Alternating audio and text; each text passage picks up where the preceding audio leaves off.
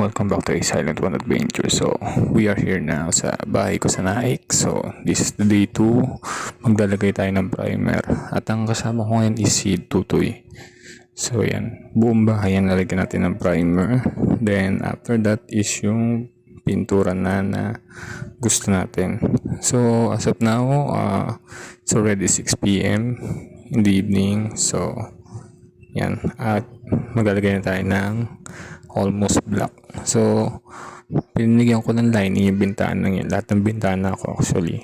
Then, lining sa baba, almost 4 inches. Then, sa pintuan, same din sa bintana ang size niyan.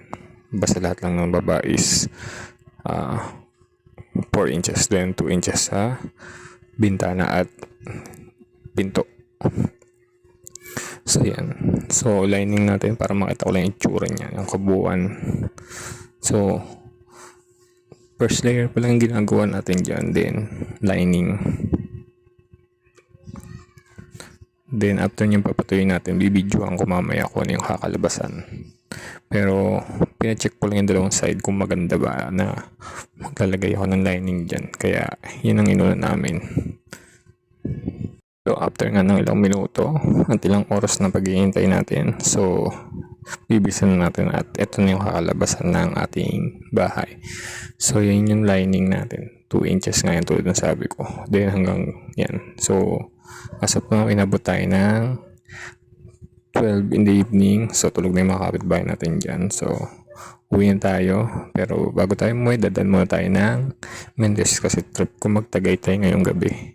So, checking na lang kami dito. Then, dinis na lang ako. Then, yung iba, pagbalik na lang ulit. Kasi magpapatong pa tayo ng puti for lining. So, see ya guys. Tagaytay.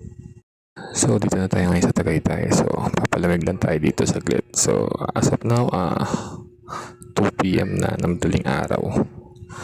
2 p.m. 2 a.m. na pala ng madaling araw. So, yan. Dito na tayo sa Win Residence. Then, yan. Dire-diretso na yan hanggang sa Arco.